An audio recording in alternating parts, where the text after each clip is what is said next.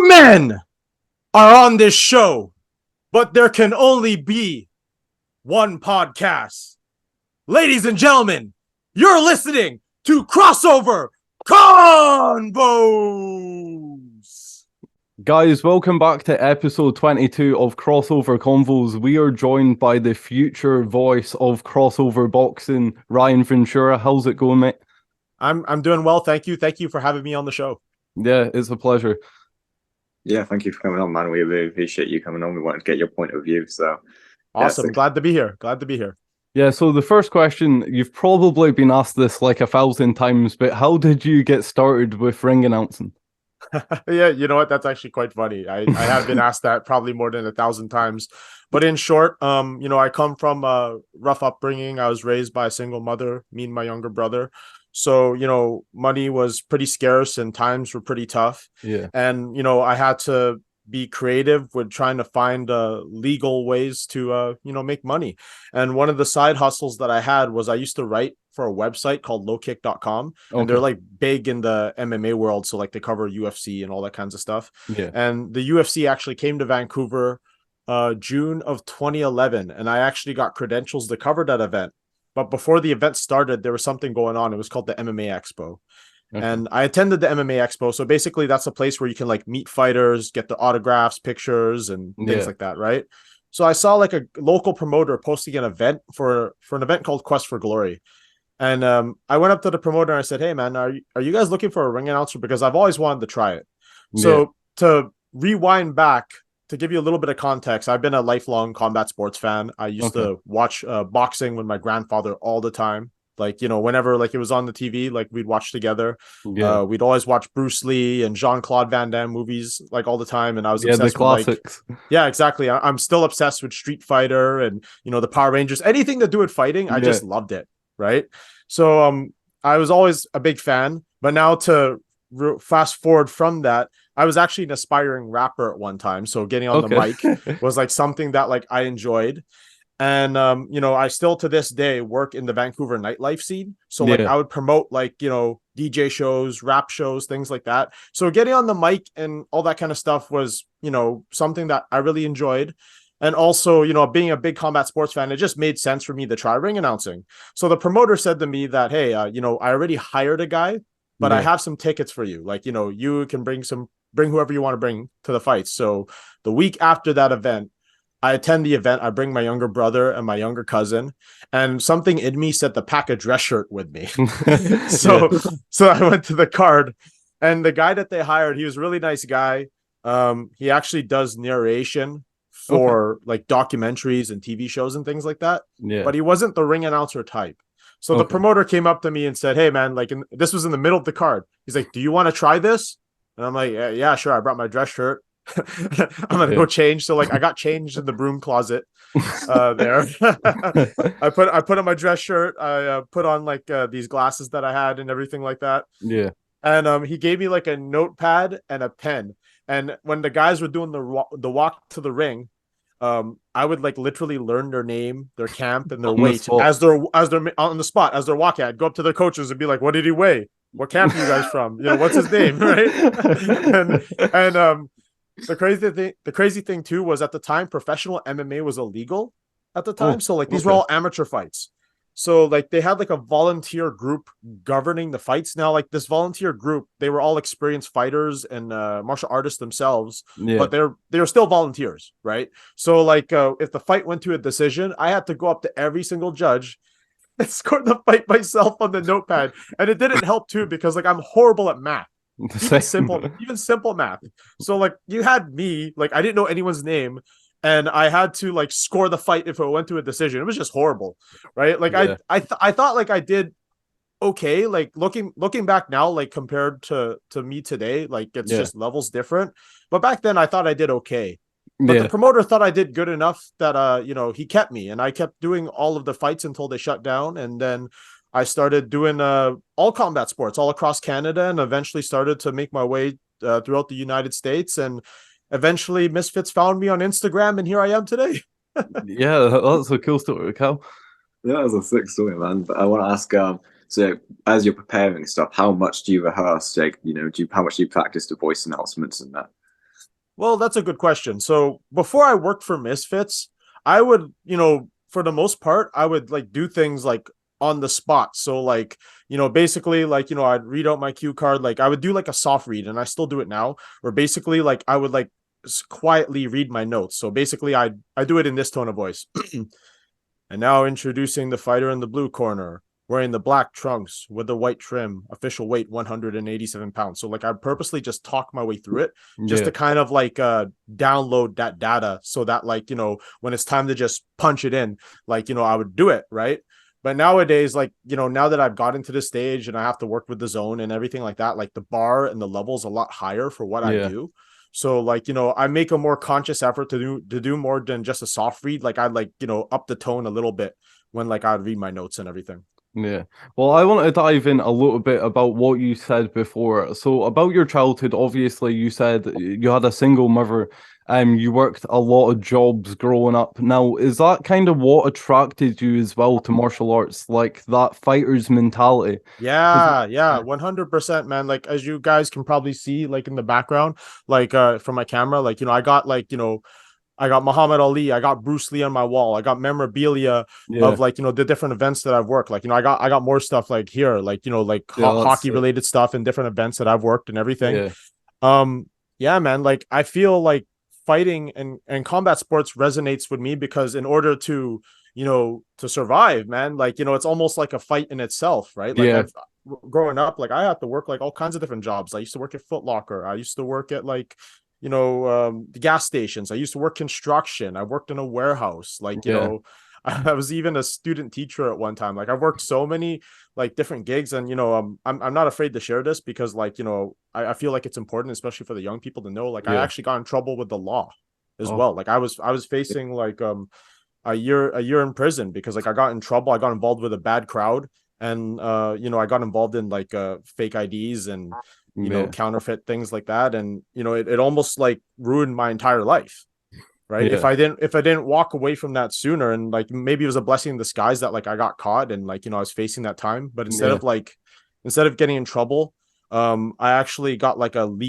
more lenient sentence. So basically I was sentenced with counseling, and also like I had to like pay some fines, but because like I told them like, listen, I had to share like a 1-bedroom apartment with my mom and my younger brother, who at the time was like 15 years old, right? And it was just some really, really tough times, man. But I'm not saying that like I'm crazy rich or well off now, but I'm way better than I was before. So I had to like stay out of trouble, and ring announcing was one of those things where like I can make a little bit of extra money to pay my bills, and now the bar for that has gone higher, and it might one day become like my full-time career. Who knows? Well, sometimes they do say like you need something bad to happen to you in order to see the better things in life. But as well, you were on about your mum. So how's your mum feel now, knowing you're getting more successful with your dream job? Oh man, she loves it. She loves it. I mean, like my family at first, they thought it was like a cool side gig and everything like that, that I get to like do fights and all that. But then, with the bar like just getting higher and higher, working with Misfits, working with the Zone, and of course being involved with the great crossover boxing community, it's really helping me start to believe that like maybe one day like I can do this for a full-time living. Who knows? Right? You definitely will. You definitely will. Thank you. One event, one fight at a time. That's all I'm doing, just because like it keeps me humble. And I also realized too that like, hey, not too long ago, like I was in a rough part of my life, and now like things are starting to work out the way I've always wanted it to. But I mean, it can just end in an instant. So like just got to take it one event at a time, one fight at a time, and just go from there. Yeah, that's a beautiful mentality. Thank you. So that leads me on to my next question. Sure. So when you were starting off doing these ring announcement stuff, did you ever feel like you would get to the stage where you are now, where you're able to announce on Misfits? Or if you were to ask me when I first started, I don't know. I don't think I would have. Like, I mean, I would have been like super content with just working events here in Vancouver. And there's one point in time in my life where like I looked at myself, I'm like, do I really want to do this all the time? Because there were some events too, like especially when I was starting out, where like I had to chase people to pay me, right? Where like I wouldn't get paid much, or like, I would, like I said, I was changing in broom closets, I was changing in attics, and like, some events I was like, do people really care that like I'm here to introduce? Does it really make a big difference to them? And one of the things that like I started to notice and that started changing for me was when I stopped comparing myself to like other announcers and what they're doing. Like, one of my peers is doing this event, one of these guys is getting paid more than I am, et cetera, et cetera. When I started to just focus on being the best version of myself as a person and an announcer, that's when things started to really work out for me, and just naturally it all just worked out, because like you guys have seen the style and the way that I introduce it. It's very unique. There's nothing like it. Like there's really no comparison. Maybe like, I've heard someone tell me one time, like it was actually a really well-known guy. I could probably tell you off air who told me this, but I'm like, he told me that I'm like Bruce Buffer on crack. That's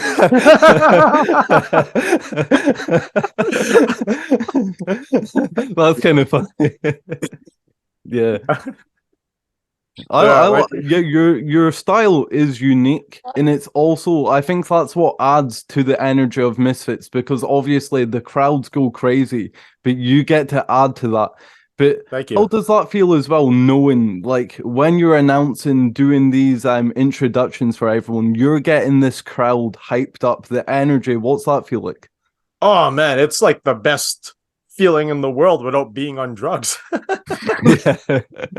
like I get goosebumps just thinking about it. Like I still remember the intro that I did for Jay Swingler and Nick Lamau. Man, that Telford International Center, it was sold out.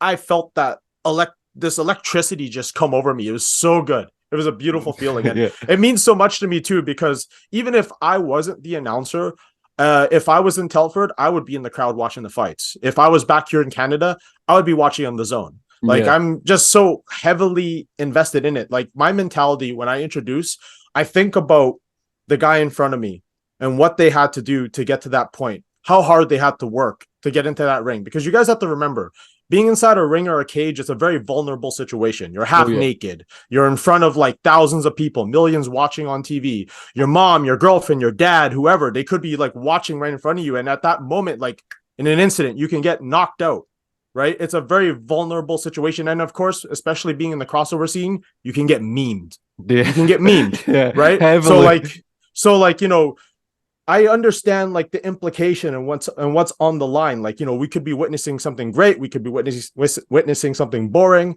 but like, I think about what it means to them and what it should mean to me. Right. It's a very privileged thing for me to be inside that ring, to introduce what's in front of me. So like, I do my best to give them my best to send them into battle. Well, that's beautiful. That's seeing it that, yeah. So, I mean, I have two questions here. They kind of get connected to each other. So, first of all, do you box at all, or do any martial arts like fitness style stuff? Yes, of course. So I've been doing kickboxing and Muay Thai since I was 18 years old. I box a little. Like I've actually had 3 competitions in kickboxing. Okay. So like I fought 3 times and it was quite good. Lately I've had to like take a step back from the training just because I actually blew out my left knee. So I blew out the ACL and the meniscus. So basically imagine if you had a car and there was no suspension on that one side of the car. That was basically my knee since last summer. So I actually got surgery to correct it and to fix it back in January 20th. And funny enough, about 2 weeks after my surgery, I got a call to go to Telford. And like I wasn't walking still. Like I was still on crutches. I was using a cane. So like when I got the call up, I'm like, oh shit, I gotta walk. I gotta walk when I'm in that ring. So when I was on my way to the UK and flying from Vancouver to London, I actually had to like train myself to not rely on the cane. I brought the cane with me, and like I had it in my backpack. But like I was like, okay, you know what? I can't let anyone see me with this cane when I'm going in and out of the ring. So like, I just had to like be very careful and all that kind of stuff when I was coming in and out of the ring. And my leg's a lot better now, but I still have like a long way to go. So, once that becomes stronger, like, I'll eventually go back at the training, and, I would love to like, box and things like that for charity. But like, I don't, my own like personal rule is like, I don't want to fight where I introduce, just because like, Not because like I don't feel like I would belong there, not belong there or anything like that, but it's out of respect for the people that I introduce. Because another personal belief that I have is no one pays money to see me ring announce. I mean, outside of the promotion itself, they pay my salary, of course. But I mean, like as a fan, you're not paying to see Ryan Ventura. You're paying to see KSI. You're paying to see Salt Poppy, all those guys. Those guys are the money makers, and it's my job to, you know, present them as such. So I don't want to be like in that spotlight. Like I would prefer to, like, for myself anyway, if I was to ever compete again and I want to compete again, like, you know, I just want to keep it like local. I just want to, like, you know, train hard to test myself personally, and that's it. I mean, like, maybe, like, who knows, like, you know, maybe one day, like when I'm better, like someone might reach out and say, hey, do you want to do this? And I'm like, you know, if it maybe for the greater good, like I'd like to, like, you know, do one for charity, for sure, for like children's charity.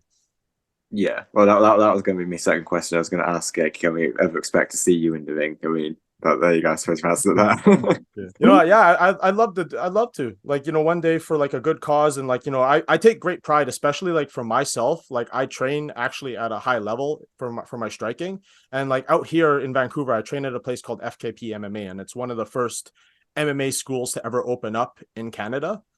And you know, I trained, like, before I got injured, I was like actively training with, like, you know, pro fighters and guys that are, like, you know, looking to get into the UFC and stuff like that. So like, you know, I have the experience. I put in the rounds and stuff in there, like, privately.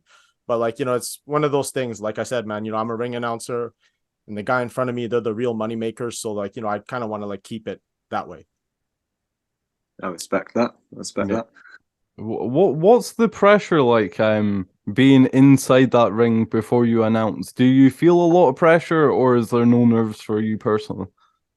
For me personally, over the years, like when I was first starting, oh yeah, there's nerves.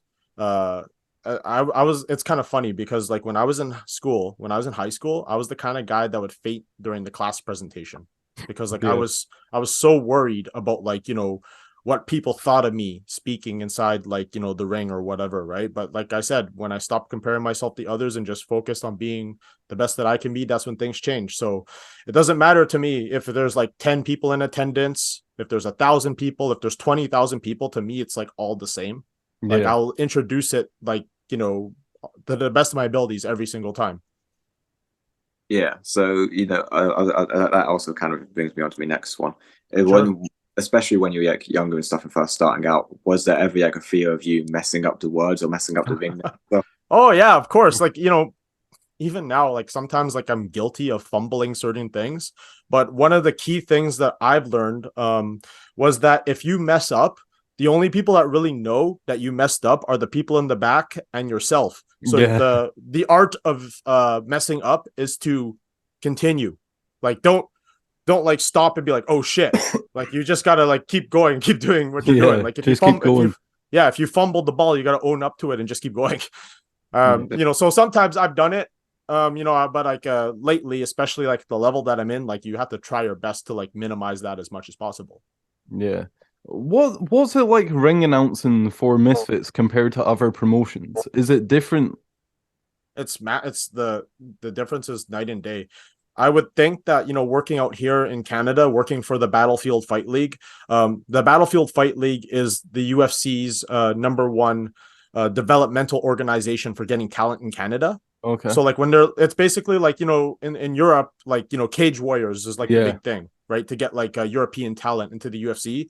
BFL is like Cage Warriors, right? For Canada, right? So being on UFC Fight Pass in many ways has actually trained me for timing, for being in front of like a big production and all that kind of stuff. Yeah. Right.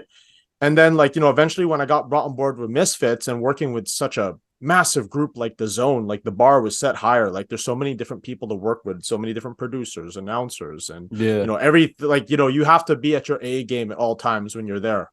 Right. So like I'm glad that like I had that preparation on UFC Fight Pass. Otherwise, like I probably wouldn't be talking to you guys right now, you know, if I didn't get that preparation. Yeah.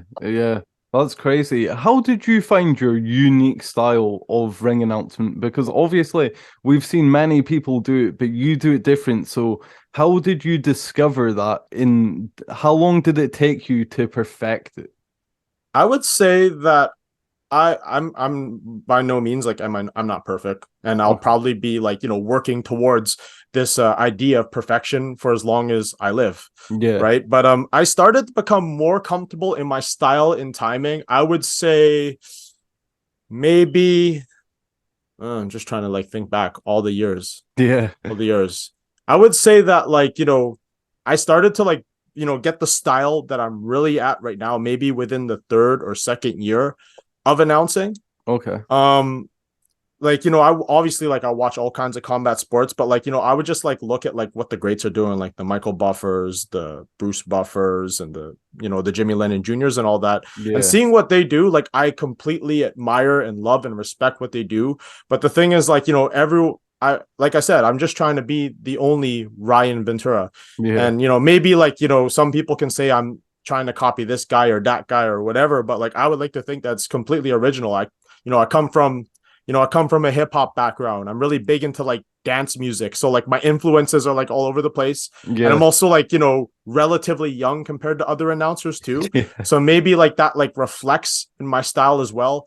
Like, there's so many like influences. Like I watch a lot of anime. So like, the hypeness that comes from like Dragon Ball, that comes from Street Fighter. And yeah, man, like I don't know. I don't know how else to describe it really. It's a reflection of me on steroids, I guess. Yeah. You've got a very unique style, but was there anything announced that had inspired you? Had you ever looked at one of them and decided like I want to do that, or is it just a as it happened thing? It was just kind of as it happened. Like like I was telling you guys, like I was just trying to look for legit and fun ways to make money, and it was super cool too because like I said, I'm a big combat sports fan. And I get the best seat in the house, man. Like I don't have to pay a dime for it. Like and I get paid to do it too, right? So it's like it doesn't get any better. And especially like the last Misfits card when I was in New Orleans, to really add to the experience for myself as a fan, I asked them if they can wire in like the commentary like into my earpiece. So like now like I get to watch like the fights like you guys with the commentary from Todd Grisham and Jonathan Coachman and Roundhouse, and like I get to hear it as it's all happening right in front of me, and it's awesome, man. It's the best experience ever. Yeah.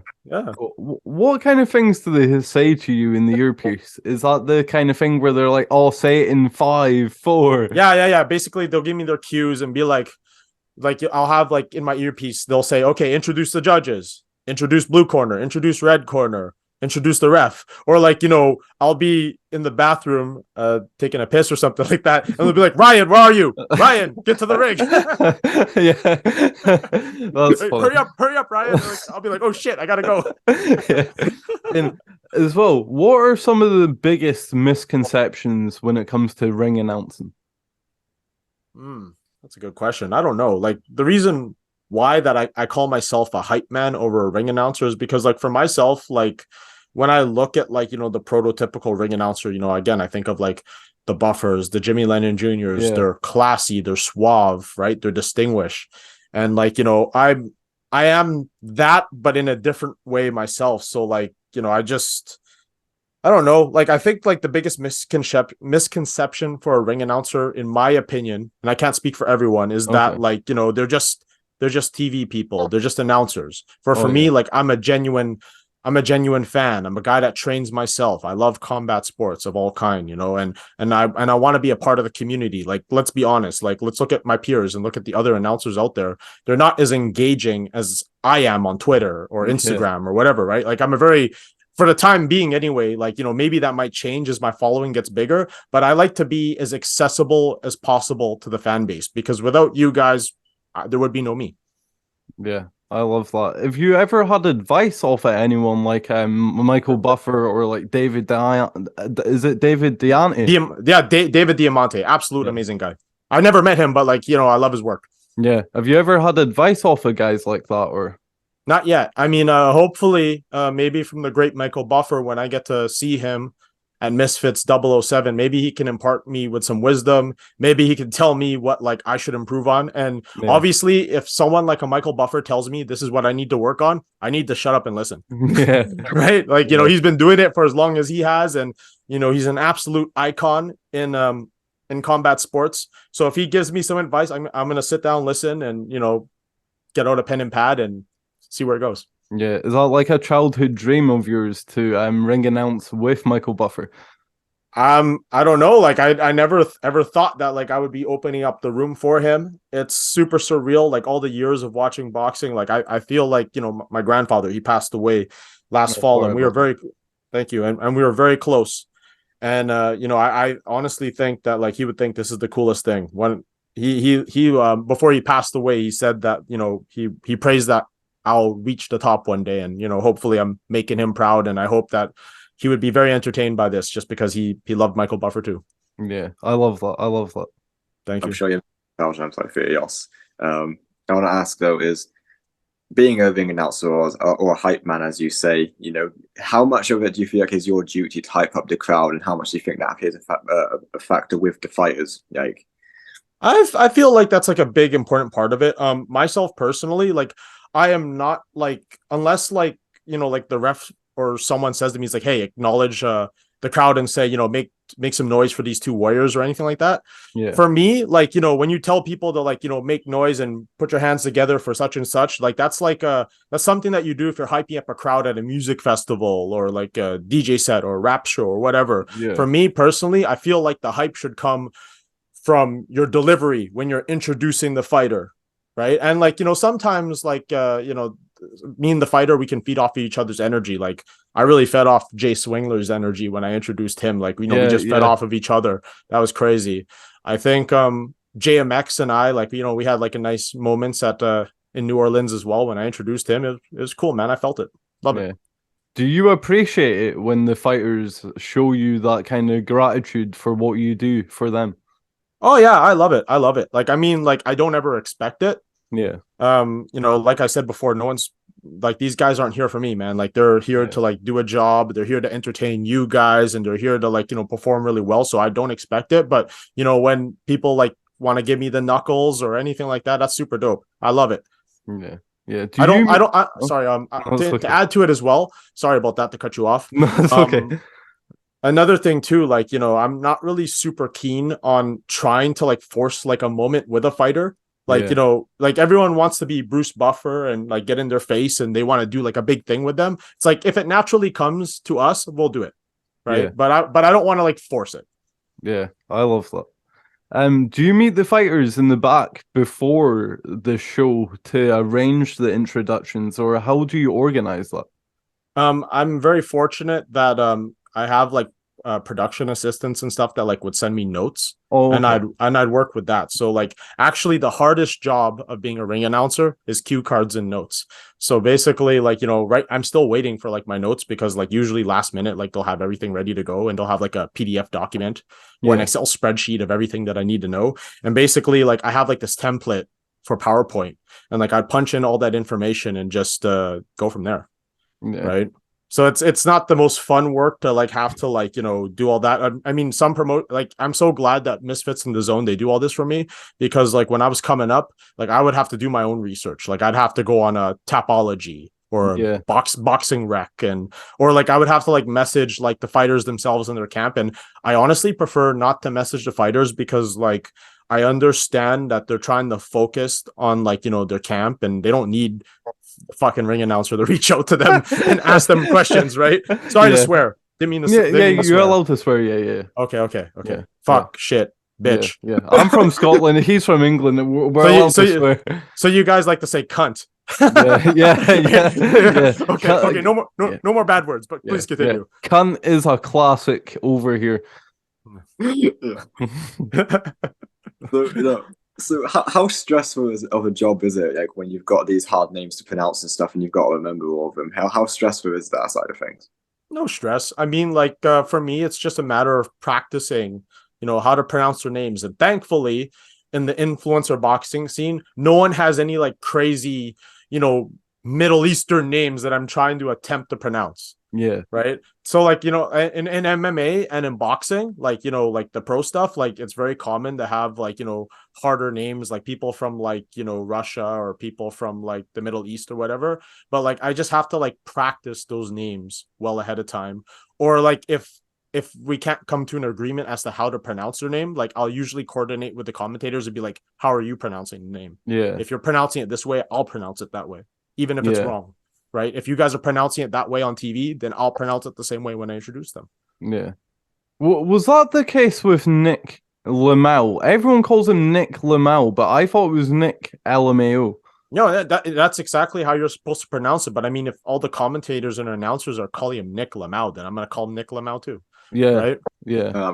We have to be in sync. And then the funny thing too is like I asked him like, how do you feel about that? He's like, well, I don't really care like how people pronounce it. It's like, okay, then I'll just go with that, man. Like because like Todd Grisham's calling him Nick Lamau, and you had Ade and Wade and all those guys saying Nick Lamau too. So then I'm gonna call him Nick Lamau as well. Yeah, I get that. I had to mention that. That was like a big mystery for me for many weeks leading after that event. I was like, I thought it was Nick LMAO. Yeah, it is Nick LMAO. But they all chose to go with Nick Lamau, so it is what it is. Yeah. How long have you been a fan of crossover boxing, YouTube boxing, whatever you want to call it? How long have you been around for this?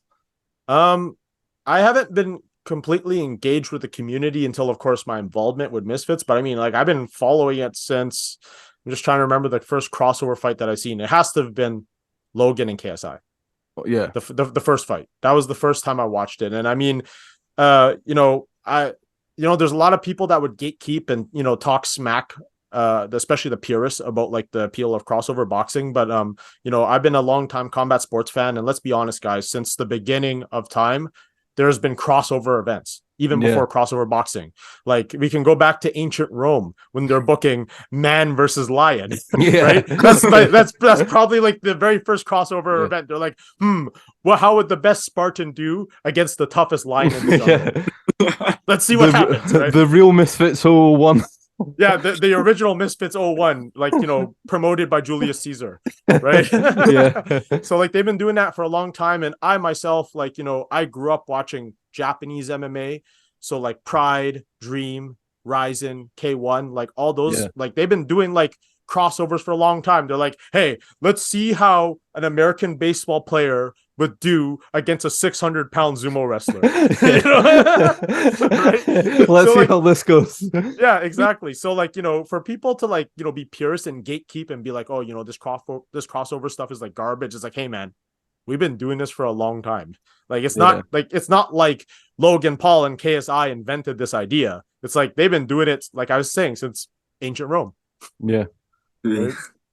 I mean, I suppose the first real big one was the Mayweather-McGregor one, but no one said anything about that. Actually, okay, if you want to go to there, like, yeah, that's at first I was like, oh, there's no way that's going to ever happen. But of course, money talks, right? And it happened. And, I'm glad it happened because like, I wouldn't be here as an announcer and I wouldn't be talking to you guys and I wouldn't be going to London. So like, there's so many like, things to be grateful for. And let's be honest, like even in the crossover scene, it takes guts. It takes a lot of hard work, to prepare for an event like that. So like, I'll never talk bad about anyone that wants to step into the ring.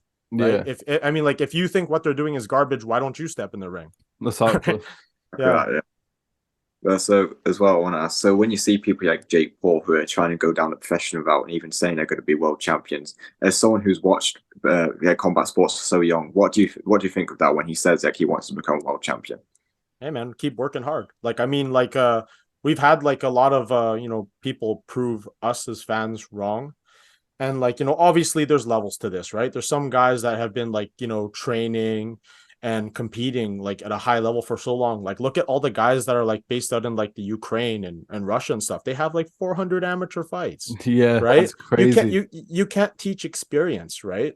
I mean, like, and let's be honest, like the guy, like the Paul brothers and all those guys, like, they have like, a few fights on their belt, but like, you can't teach someone 400 amateur fights. That's still 400 amateur fights. And especially like if it's at a high, like Olympic, national level or anything like that, like that's just, experience upon experience upon experience. And then they jump into the pro ranks. You can't teach that. So I feel like, if he has a lot riding against him. He's not like, he's young, but in boxing, he's kind of like, he's kind of getting it up in age and all that kind of stuff. He doesn't have like a whole lot of like, he doesn't have any amateur experience. He's just been fighting like, old MMA fighters and basketball players and things like that. Right. But that's kind of the beauty of crossover boxing. It's like I said, man, it's like, how would this guy do against this guy, but he's from a different sport. Like that's part of what makes it fun, right? Yeah, yeah. I think that's another beauty with Jake Paul as well. It's like people don't really care about who he beats. It's just how many people can he beat of that level before he loses.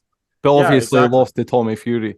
Yeah. That was a close one, man. That was a close fight, actually. Yeah. So what did you think of that fight? I thought it was fun. Like, I mean, it could have been more fun, but I mean, like, it was a tough test, man. Like, I for sure thought like his toughest test would have been against Anderson Silva, especially when you consider like, how good like of a boxer Anderson Silva can be. But you have to remember Anderson Silva, like imagine Anderson Silva as a really good car with a lot of mileage on them, a lot of kilometers, right? Yeah. So like, as wonderful as Anderson Silva was, you can't, like, he also has a lot of mileage on him. He's been through wars, he's been through KOs, right? And Jake hasn't, had those knockout wars like Anderson Silva has. So like, obviously, like, you can't teach that either. Like, it's a lot of mileage. But it was good to see him tested against Tommy, and we'll see where he goes from here. Like, especially against Nate. That's gonna be fun. That's gonna be a lot of fun. Well, that's gonna be crazy. Yeah. I mean, that's the thing with Jake, isn't it? Though, I mean, everyone was criticizing him beforehand, saying he's not for a pro boxer yet, but he's been beating people that realistically he shouldn't be able to beat on paper. So you got to Yeah, exactly. And like I said before, like especially with my involvement in the scene and everything, like I'll never talk bad about anyone. Yeah.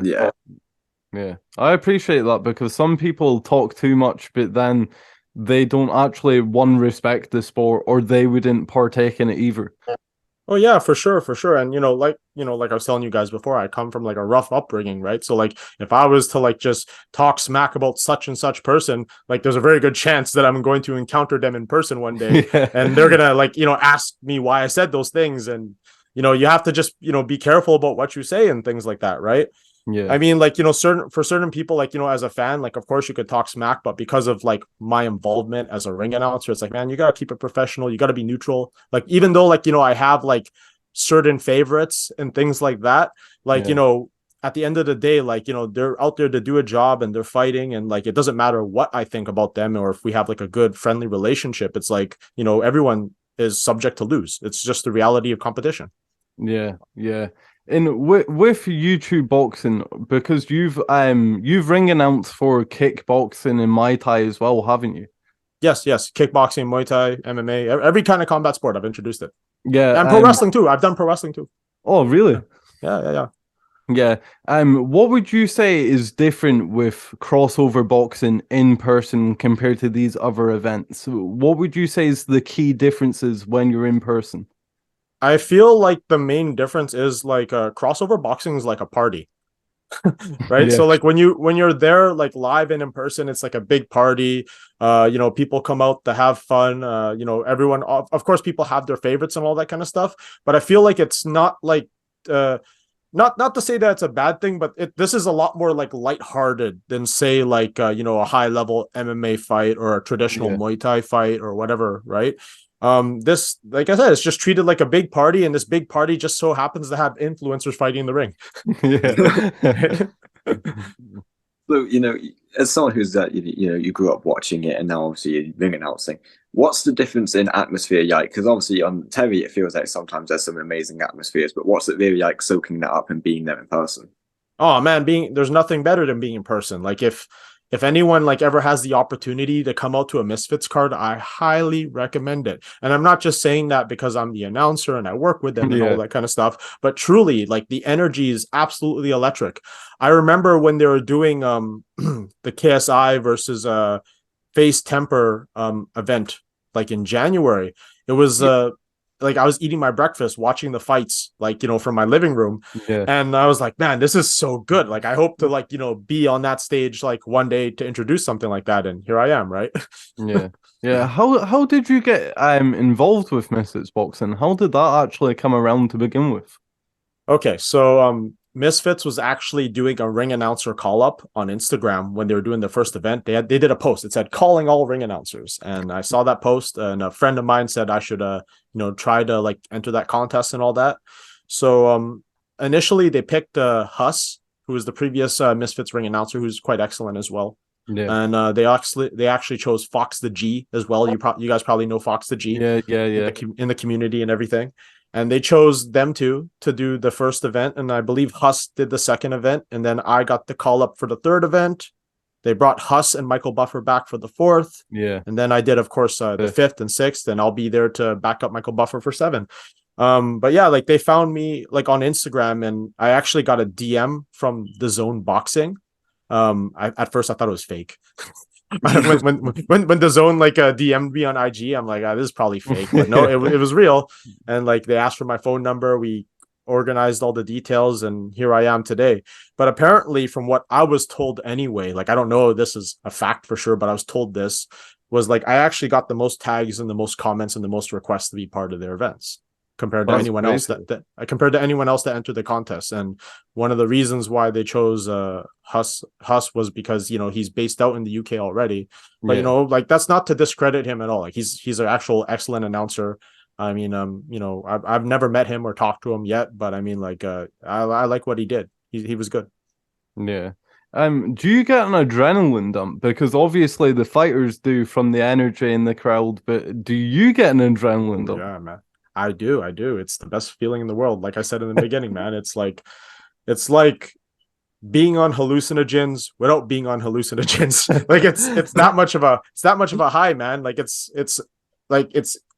like almost like fully undescribable. I don't have the words for it, but like the feeling that comes over me, like when I was especially in Telford, when that place was sold out, after like I did my introduction, like I had like the biggest smile on my face. I was just like, yeah, man, this is great. Like great intro. It's gonna be a good fight. And it was a good fight. The main event was amazing. It was so good. Especially like when everyone thought that like Jay would walk over Nick Lamau, and no, man, Nick's a tough dude. Nick's a tough dude, and like, you know, his style's unorthodox, but he made it work, man. And I can't wait to see him fight again if he's down for it. Yeah, I think that would be a great return for Nick LMAO because, or Nick Lamau. Yeah, I'll say Nick Lamau from now on. But I want him to fight Slim Alberher. I'm not sure if that's going to be a fight to happen in the future, but I think that would make for a great fight. Or Nick versus FaZe Temper. Oh yeah, man! Like either one would be great. Either one would be great. Like I like watching Slim fight. I like watching FaZe Temper fight. Even though, like, you know, FaZe Temper's last fight didn't go his way.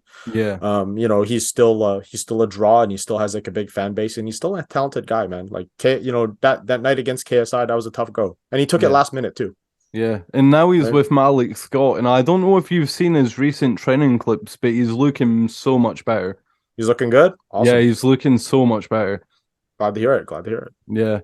So let's talk about for a little bit, May 13th. We won't go too much in about each particular fight, but sure. How's it feel knowing it's getting closer? And this is arguably going to be the biggest one you're involved with, right? Hands down, the biggest event that's ever going to happen in my career to date. Yeah. Initially, like I would say, like the biggest one for me was the one in Telford, and obviously like my debut in Austin. But you know, there's just something about going back to the UK where, like, you know, in the UK, the fans are absolutely just mad and so passionate about the scene. They're passionate about boxing in general. It doesn't matter if it's crossover boxing, pro boxing, amateur boxing. They love boxing. It's like, you know, religion. It's like football. Yeah, it's like soccer or football. Yeah, exactly. Yeah. Right. Yeah, it's like you either like wake up with like a pair, like, I mean, when you're born, you have like a pair of boxing gloves or a soccer ball, right? Like that's just how it is. Yeah. So like I'm so excited. I can't wait to feel that energy. I can't wait to see the fans and to see the fights. This is gonna be massive. I can't wait. Yeah, and obviously you're gonna be excited for every fight, but is there any fights you're more excited than others? I honestly think the people's main event, Salt Poppy versus Anthony Taylor, will be the show stealer, in my opinion. You know, Salt Poppy is a really cool guy, and Anthony Taylor, he's quite the character, and he is so tough. Like it's gonna be so good to like see like Salt Poppy really tested, because you know in Salt Poppy's previous fights, like, you know, you saw what he did to those guys. Yeah, right. You saw what he did to Andy Worski. You saw what he did to Josh Bruckner, and Josh Bruckner is no bum. Josh Bruckner's a tough dude. And like, you know, he made it look easy against Josh Bruckner. Yeah. Right. And now we have like, you know, an experienced MMA fighter, a very durable person, and Anthony Taylor. This guy, he's gonna keep moving forward. He's gonna keep moving forward. Like, you know, we haven't seen Salt Poppy get cracked yet by someone really good. Right. if Anthony Taylor can crack him, like how tough is our boy? We'll see what happens. Yeah, that's true. And Anthony Taylor is definitely going to bring the pressure. But the interesting thing with Salt Papi when he fought Josh Bruckner, his coach told him to finish him rather fast because Salt Papi just wanted to play with him. And his coach was like, no, don't do that. Just go out and get it done so you don't cause any more damage to him. Yeah. He has a good coach, Coach Solomon, I think. That's his name. Solomon. Yeah. Coach Solomon's really cool. Yeah, Deji trained with him for was that a few weeks, and then that's when he went to Daly. So the question I want to ask as well. So when you were growing up and watching these boxing events, or just combat sports in general, any combat sports, can you remember your first fight you watched, and then your favorite fight you watched? Can you give me those? There's no particular fight that like I can remember like exactly from the top of my head as a kid, but like, you know, anytime me and my grandfather would sit down, like, you know, Mike Tyson was like a top guy, of course, right? So like, you know, we'd watch a lot of like Tyson's fights. I think the reason why it's hard to remember who Tyson fought was because like he was destroying everyone during that time, right? Yeah. So it's like you don't really remember who he messed up, but like, you know, you remember what happened. Yeah. You know, like I guess like my earliest memory of like a fight was probably the first Mike Tyson versus Evander Holyfield fight in terms of boxing. I actually remember very distinctly watching the very first UFC when I was only 7 years old. And that was first crazy. one. Yeah, the very first one. So UFC 1. So I was only 7 years old when that fight came out, and my uncle, my family friend, he had like a bootleg VHS of it. So like, you know, I remember watching him thinking, oh, this is like, you know, real life blood sport, real life street fighter, but it didn't turn out to be that way. But it was crazy because like, you know, when I first watched that, you just saw like Hoist Gracie wearing like a jiu-jitsu gi, and you're like, you know, this small guy's going to get wrecked. And, you know, he ended up tapping everyone. It was crazy. Yeah. But yeah, that was my earliest memory of boxing, my earliest memory of MMA. Yeah, it's deep. Yeah. How excited are you for the future? Because obviously Misfit, well, you just said you watched the first UFC one. In Misfits, that's growing. Misfits have the potential, I'm not trying to say to be the next UFC or the next big boxing promotion, but I think YouTube boxing will be here to stay. But how exciting is that for you, knowing you could grow into YouTube boxing and potentially be the voice of YouTube boxing? Ooh, that's a lot to take in, my man. You know what? It's no, don't apologize. I'm glad to answer the question. You know what? I'm just taking things one event, one fight at a time. I personally, like, if it were fully up to me, like, I want to 100% grow with the Misfits brand. I want to introduce all the top fights. I want to be there for all their events, and I want to, like, you know, continue to engage with the community. And you know, hypothetically, like, you know, let's just say like the ride is short and it doesn't go past, you know, this event. I'm just being realistic. If it doesn't go past it, I'm still a member of the community. I'm still gonna follow the fights. I'm still gonna engage with you guys. But I mean, like, you know, going forward into the future, I like my chances to build long term with them, to be honest with you. I feel like my crazy style, my hair game, the way I introduce the fighters, it's my crazy matches the Misfits crazy. Because let's be honest, Misfits is a crazy brand. They're basically like, you know, high end crossover fights, and there's very few other promotions that offer crossover fights the way they are offering crossover fights, right? So I feel like Misfits and Ryan Ventura, I feel like, you know, we're a good match together, and I hope we can continue the build, especially after this card, man. Like, I want to keep going. Yeah. 100%. We want to keep you. We want to see you keep going. Eh? Thank you, and you know, don't forget, when I'm in the ring, guys, like, you know, I'm one of you. Like, I'm that same guy, like, on Twitter that, like, you know, comments on the memes and comments on the matchups, and you know, and you know, continue to do banter and engage with you guys. Like, I'm just the big fanboy that happens to wear the suit and yells. Yeah. I love that. So, speaking of Misfits being a crazy company, a crazy brand, what were your thoughts when there was the whole mystery opponent and the tag team and the 2 fights in one night? So what did you think about those concepts? So cool, man. Like, it's only in Misfits and things like this where, you know, you can have stuff like that. Like, the idea of tag team fights is actually not a new idea, but basically, like, Misfits, we've brought it to the forefront at the highest level, you know, with the biggest production on the zone. It's like, you know, all right, on the zone, like, let's see what you can watch. Today, you get to watch Canelo Alvarez, and the next few weeks, you get to watch like Anthony Joshua. But then, like, you can look in the replays, like, wait a minute, tag team boxing on the zone? Who's doing that? except for Misfits. Misfits is what's making it possible, and it's so exciting because they signed that big deal with the Zone. So up to 2028, you're going to be seeing some crazy things, and I hope beyond that, and if I can still be a part of the family, of course, like that, we can go on forever for as long as people want to see this stuff. I want to be a part of it. Yeah, it's crazy they got a deal until 2028. I've been watching since, I think the first one was like 2017-ish. Missed the first. Not the first Misfits, just YouTube Boxing in general. Yeah. I think so. But that's crazy because then 2028 will be 12 years since YouTube Boxing was born. And who would have thought it would have lasted this long? And it's going to be crazy too, because think about where you guys will be, in 2028. You guys will change as people, as men, right? Yeah. I'm right. I don't look like it, but I'm in my mid 30s, and there's by 2028, I'll be in my 40s and all that kind of stuff. It's gonna be a crazy time. It's gonna be a crazy time, And think of all the other influencer boxers that can come up in the scene in between that time, new competitors. And think about this too. I was talking to a friend of mine the other day, and we're talking about the appeal of influencer boxing. I could tell you this, hope maybe in 10 years, 15 years, at the highest level of boxing, maybe at the highest level of MMA, we can have someone say, hey, I went to the gym because I watched KSI fight. Yeah. And now I'm the WBC champion. Now I'm the UFC champion because I was inspired by the KSIs, the Jake Pauls, the Salt Poppies. These guys were my influences. It wasn't Canelo Alvarez or Israel Adesanya. They were my influences. It was no, these YouTubers brought me to the gym and it brought me to this level. So I could totally see that one day, and I'm looking forward to it. Yeah, that's what I love about YouTube Boxing. It's great for kids because now kids look up to their idols. Then they think, oh, I want to get into that. Then they start going to the gym. Then they're getting the discipline. They're staying on the right path. So I think YouTube Boxing is good for everyone. It's good for mums. It's a family sport. Yeah, exactly. And obviously, there's still the risk there. And you guys know the famous saying, you don't play boxing. And yes, 100% you don't play boxing. But you can train hard, you can become disciplined, and you can use your platform and your influence for good and for potential as well. And which brings me to another thing too, how KSI was going on about the different influencers and people. They should don't forget your influencers, right? Continue to post, continue to make content. I fully agree, man. You have to look at the platform that we have, and this is a massive platform, and in a short time, even though I'm not at that level yet, you saw what it's done for me.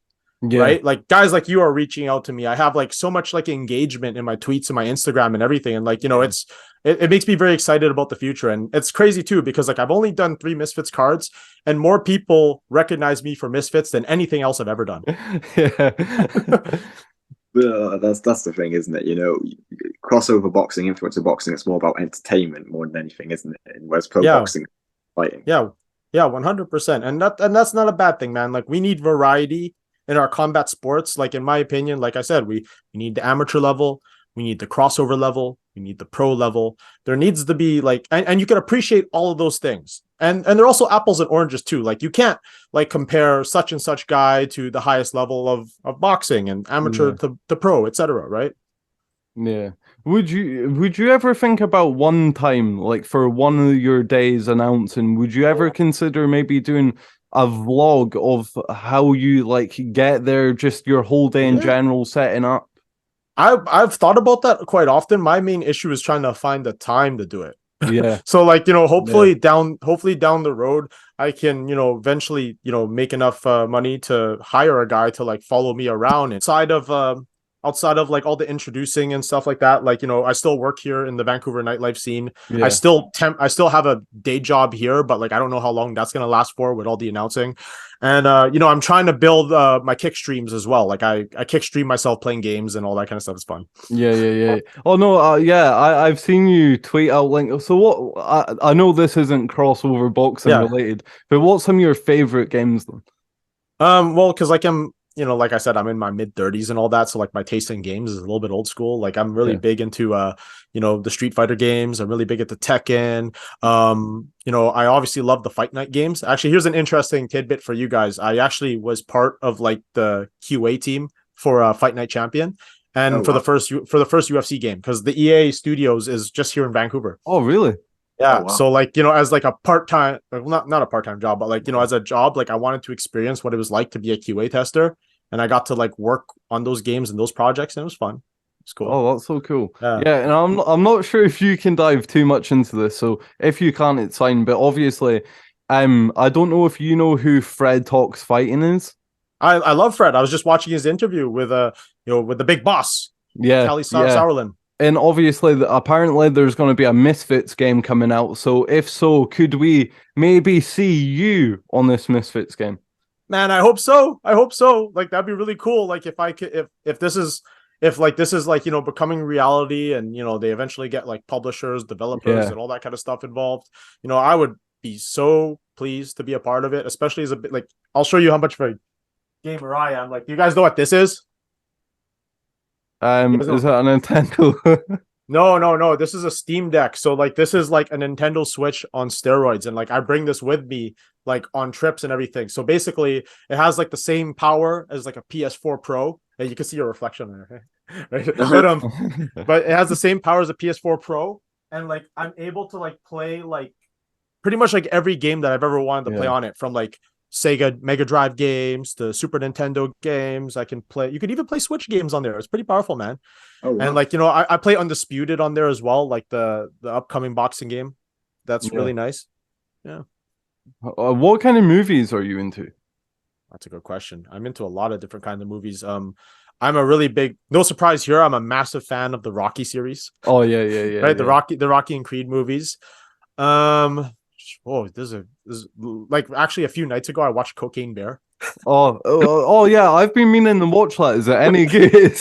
Man, like I have like a sick sense of humor, so like I was just laughing the entire time. It was so ridiculous. Like from beginning to end, it's just like I was just laughing my ass off, man. Yeah. Like, okay, I'm just trying to think of my go-to movies. Superbad. I love Superbad. Oh yeah, Superbad classic. Superbad is a classic. When that movie came out, like I was just coming out of high school, so like I can sort of relate to it. And plus, like Seth Rogen, he's from Vancouver, so there's like small subtle references to like Vancouver culture in that movie. So it's like I feel like this story could have happened like in my neighborhood. Yeah. Superbad's a go-to. Just trying to think of another movie that I like to watch all the time. I love Enter the Spider-Verse. So the Miles Morales animated movies are cool. I like the Doctor Strange movies. Those are neat. Yeah. My range of movies is insane. Obviously the John Wick movies, I gotta get into. I need to catch up because like I haven't even seen the third one yet before I watch the fourth one. So I love John Wick. And yeah. Those are just an example of some of the movies I really like. Yeah. I think sometimes the movies you're into can say a lot about you as a person. Yeah, you go from like Superbad to Cocaine Bear to John Wick. Yeah, the dramatic. Did you hear about the Winnie the Pooh horror movie? I heard it was shit. Yeah. I watched. I'm like, when I saw it, I'm like, oh, I wonder how this is gonna turn out. And then like I watched the review for it, and it was like apparently like really bad. The pacing on it was just not great. Yeah. How's the pacing work on Misfits?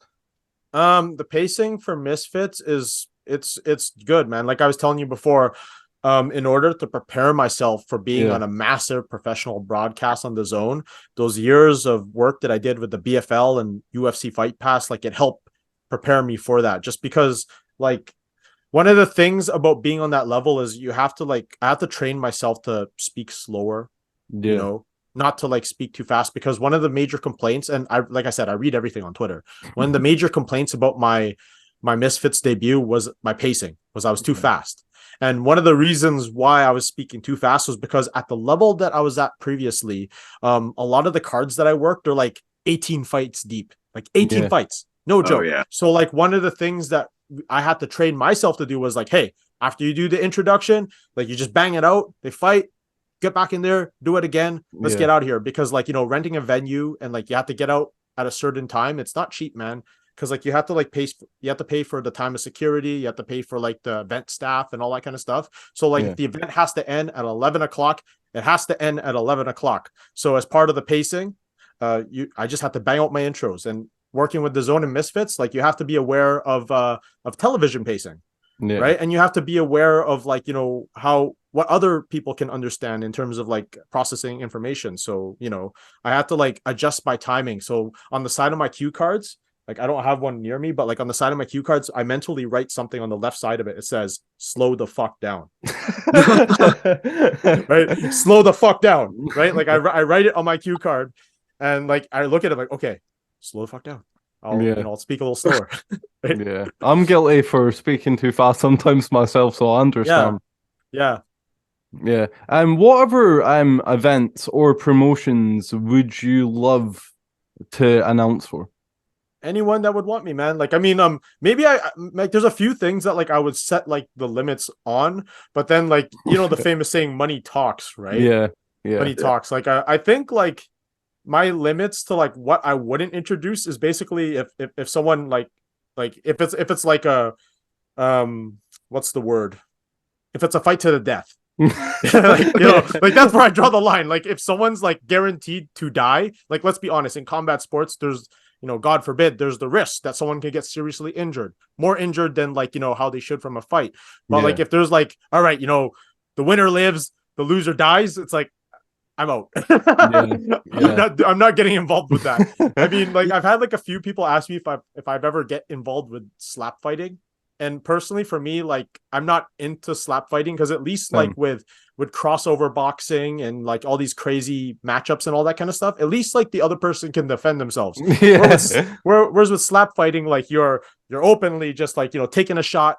You're not defending yourself. It's like I don't know if I'm cool with that. But like if someone was to be like, hey Ryan, do you want to ever introduce like have you guys ever heard of Fight Circus? No, I don't think so, no.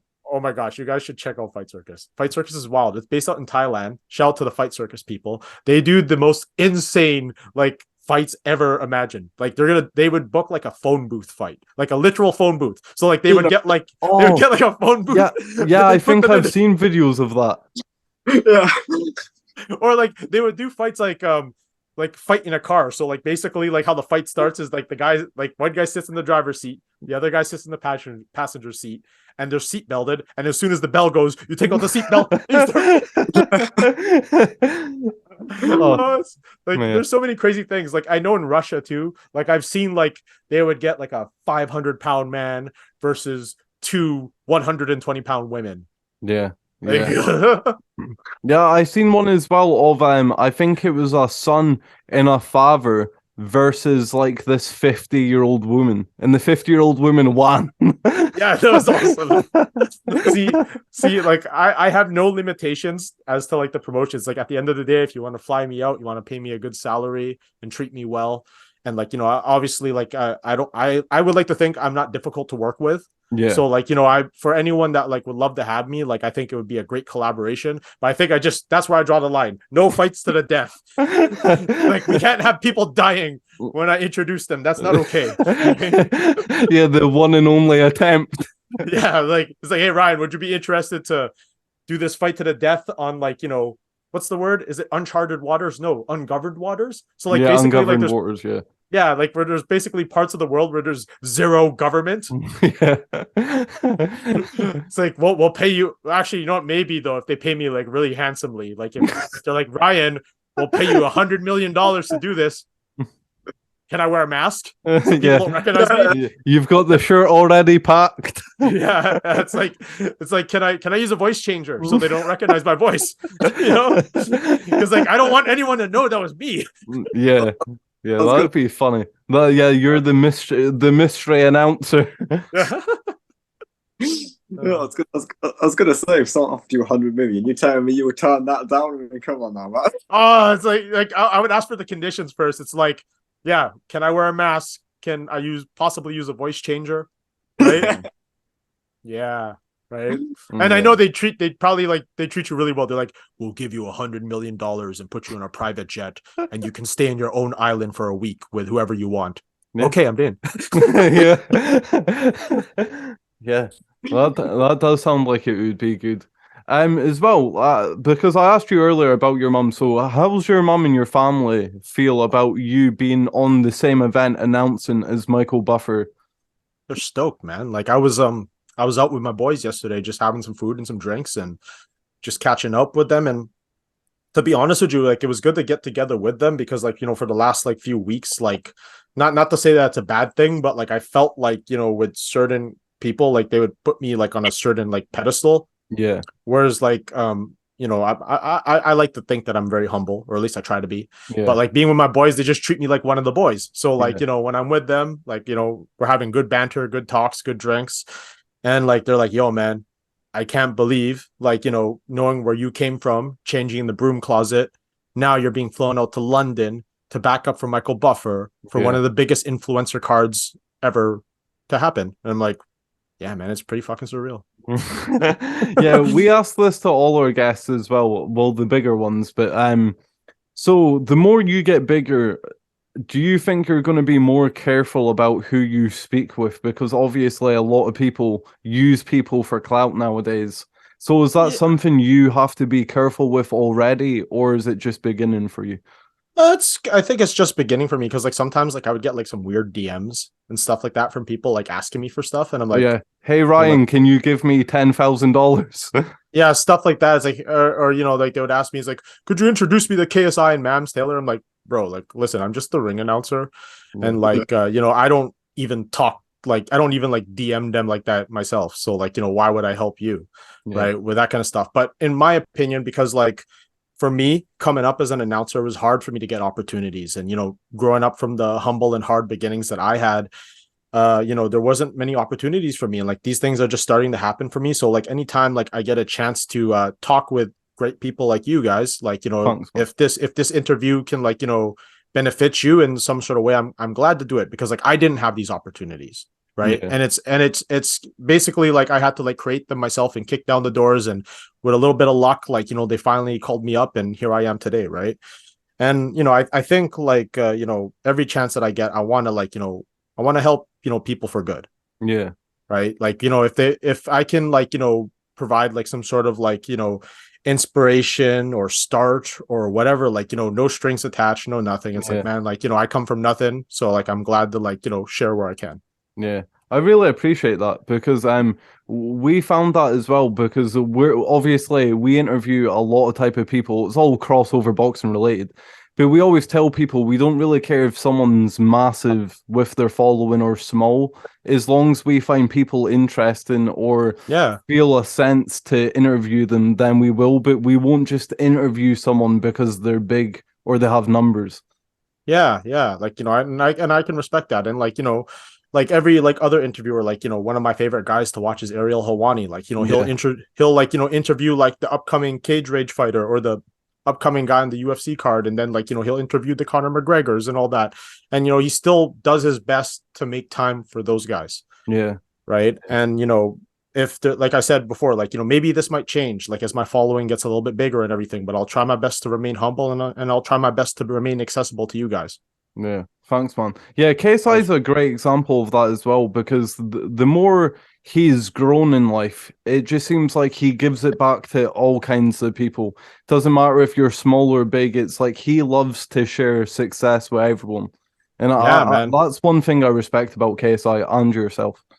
Thank you. And like I'm very humbled. Like especially like when I was in Telford, I watched like the replay of the card back in my hotel, and then I saw him introduce me. That was pretty cool. Yeah. Yeah, do you speak with any of the fighters? Yeah, I do. Like I'll show you guys in the background here. There's a big Filipino flag there. Oh so yeah, like yeah. I talk quite a bit with the Salt Poppies and all that kind of stuff. He's super cool guy, really humble. Like he was actually like one of the first people to say what's up to me at the hotel in Telford. It's really cool. Yeah, so Salt Poppy seems like he would be like that. Yeah, and then like he wanted me to do that intro for him outside of his hotel room. That was super cool. And now I get to introduce him in the ring. It means a lot to me, especially being like a Filipino from Canada. He's a Filipino from the UK. So like we're just a couple Filipino guys in like Commonwealth, like doing big things. Yeah, for our communities. It's cool. Yeah, and I take it because you're a Filipino as well, part Filipino. I take it you'll be very proud at the fact Manny Pacquiao did say if he did do an exhibition, he wants Salt Papi to be the co-main event. Yeah, I'm stoked. And if that's for real, Kuya Manny. Kuya means big brother in my language. Kuya Manny, get me on, man. Get me on. Like, I think I would do a great introduction. I mean, like, you know, if you want Michael Buffer or whatever to introduce you, that'd be cool. But like, I would love to do it. Like, you know, maybe that's like if ever, like, God forbid, if there was a time where, like, you know, my life on earth is like really quickly going to be over soon, like I can at least go out with that. You know, that'd be the last thing I ever do. I'm happy with that. You know, especially like, you know, all the years of watching Pacquiao fights in my family. Is like within the Filipino community, you guys hear it all the time. Like we would pack, like, you know, my uncle's house with like 60 people, neighbors, relatives, everyone. We'd all watch Manny Pacquiao fight. So like, you know, I feel like guys like Salt Poppy are bringing that vibe back, and it's cool for me to have the opportunity to introduce him. And, you know, who knows, maybe one day I can introduce Manny. That'd be great. Yeah. Do you think as well, in in the Philippines, do you think the reason so many Filipinos do back their fighters so much is because they know it's the sense of what they had to go through, where they came from, the hard work? Do you think that plays a massive factor and it gives them hope? Yeah, huge factor, man. Like, especially being, I'm very, as a Filipino Canadian, I'm very fortunate. Like, even though like I had a rough upbringing, my rough upbringing is nothing compared to the rough upbringing of some people in the Philippines. Like some people like down there, like from the day that they're born, they have nothing. Yeah. They live in like a shack. They live in like a house made out of cardboard or tin and stuff like that. So like I have it good compared to them and everything like that. So to see someone like a Manny Pacquiao who becomes literally one of the biggest stars in the entire world, you know, that brings hope to those people because that man came from nothing himself. Yeah. Right. Yeah. So, you know, obviously you were just talking then you would have to ring announce the Manny Pacquiao fight. Do you believe in manifestation? Like, is that something I fully do. I fully do. Like, you know, I fully do manifest and, you know, believe in visualization. I believe in all of that kind of stuff. I mean, who knows? Like, I mean, like, you know, it's not up for me to decide, but I've been visualizing this for a long, long time, and, you know, it's slowly coming together. We all hope you get it, man. We all hope you get it. Thank you. Thank you. Yeah, because you do manifest, is it surreal when you start to notice it clicking into place? Yeah, it's so trippy, man. Like just some of these things, I'm like, you know, I would go on my Twitter. I'm like, oh, like, you know, such and such person follows me on Twitter, or like, you know, I would DM like certain kind of people and all that kind of stuff. And I'm like, man, wasn't too long ago where like, you know, I wish I could have like, you know, known those people, or I wish I could have been a part of such event, you know. And none of it is for clout either. Like I just want to like, you know, treat people the way that they want to be treated. It doesn't matter how rich they are, how big their following is, how famous they are. Like I'll treat the person with 8 million followers the same as the person with 2. Yeah. Right. Yeah. Yeah, I think that's the best way to perceive life, because especially nowadays, it's just so clout. Who's got the most followers? Oh, if you don't have this amount of followers, I'm not speaking to you. But yeah, I'm not about that at all. Yeah, but I think with YouTube and that, everyone wants to do the same thing. It's the same with YouTube boxing in general. Everyone's there to do the same thing. Everyone's putting in the same amount of hard work. So it's like, why hate on certain people? Yeah, exactly. Yeah. And Kyle, how many more questions do you have for Ryan? I mean, I don't have questions now. That was all the planned ones out. Okay, so I'll leave with my final question, and that is, where do you see yourself in the next, let's say, 3 years? If you could give a little prediction.